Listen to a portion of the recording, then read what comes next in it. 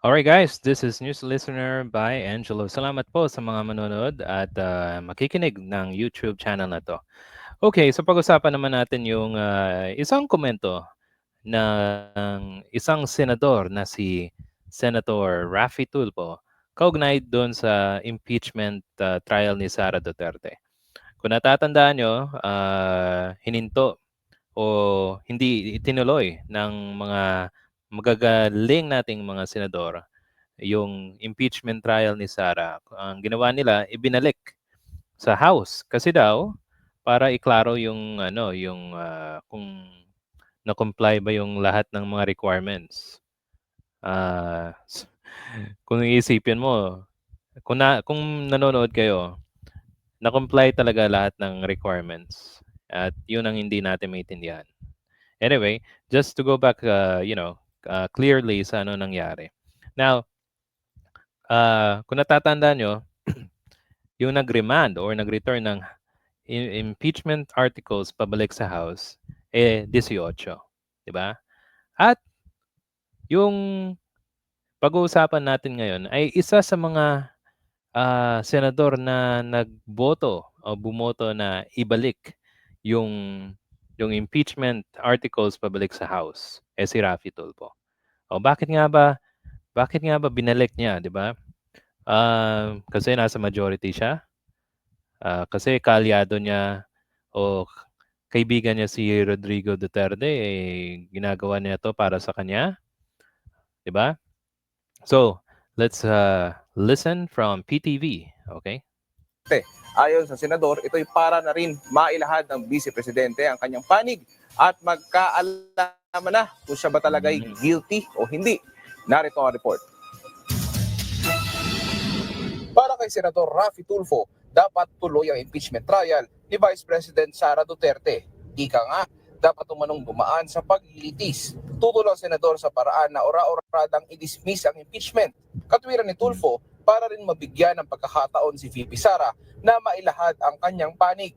Mas maganda 'di ba ma-clear niya yung name niya sa pamamagitan ng pagdidepensa niya doon sa impeachment at mapapatunayan na inosente siya as opposed to yung mababasura. For now, sinasabi nga niya na inosente siya. So, let her prove it na inosente siya. Mas maganda yung ma-prove niya na inosente sa pamamagitan ng trial. Dapat. Bakit binoto mo para ibalik yung yung impeachment articles pabalik na House? 'Di ba? Parang naguhugas ng kamay. Shh. Okay. Let's listen Marami raw more. alegasyon sa bise at paano niya masasabi sa taong bayan na inosente siya kung hindi raw magkakaroon ng trial o paglilitis. Dito raw magkakaalaman. Tingin din ng senador, may jurisdiction na talaga ang Senado sa impeachment at hindi na dapat itong pag-usapan pa. Kinumpirma rin ni Tulfo na kumukonsulta siya sa mga abogado, mga dating justices at iba pang legal experts para sa kanyang paghahanda sa impeachment. Dapat I should be prepared. Hindi ako pupunta doon ng blanco. Dapat meron akong sapat na kaalaman. Labas na. Di ba ang tagal na ni Raffy Tulfo, natatandaan ko sinabi niya nang tinanong siya ni sino ngang reporter sa News 5, si Julius Bavo na na siya, hindi na siya neophyte na senador. Kumbaga matagal na siya, may experience na siya.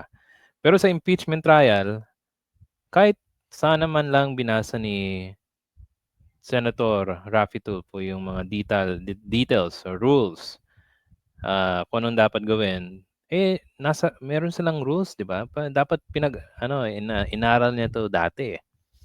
But anyway, it's not hindi naman bawal nga magtanong. Kung sasabihin niya na ay kailangan niya ng kumonsulta, ganito, ganyan, siguro dapat nung panahon na meron siyang time, nagbabakasyon siya or siguro may time na dapat pwede silang mag-aral about sa impeachment, sana ginawa na lang niya, 'di ba? O yun. Okay, let's finish tayo this. doon, lampas na tayo doon sa delaying tactics na tinatawag.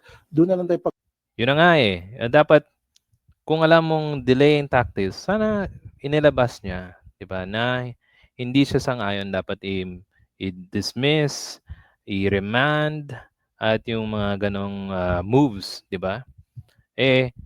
Kung iisipin mo pag dinismiss So ano mangyayari?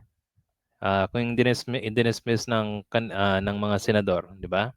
So anong mangyayari? Mangyayari is malalagay sila sa peligro kasi bakit nyo i-dismiss? Hindi pa nga na ipapakita kung anong nangyari, anong paano idinipensa ni Sara Duterte yung kanyang sarili sa mga akusasyon na yon, 'di ba? O simple lang, kung wala kang tinatago, bakit ayaw mong ituloy yung trial, 'di ba? Okay, so diyan na muna tayo guys. Thank you. At tandaan natin si Raffy Tulfo isa sa mga senador na bumoto para ibalik, 'di ba? Kung sasabihin niya 'to na ituloy, bakit mo ginawa mo dati, 'di ba? O sana nag-oppose ka. O mas mabuti pa yung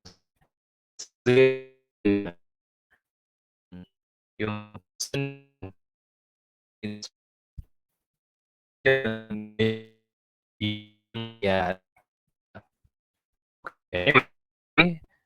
yung kanyang goal na para ituloy, hopefully ganun din si Erwin Tulfo. Alright guys, thank you for listening. I hope you like it. If you please subscribe, like, and comment if you have any suggestions. Salamat po, and I'll see you in the next video. Thank you.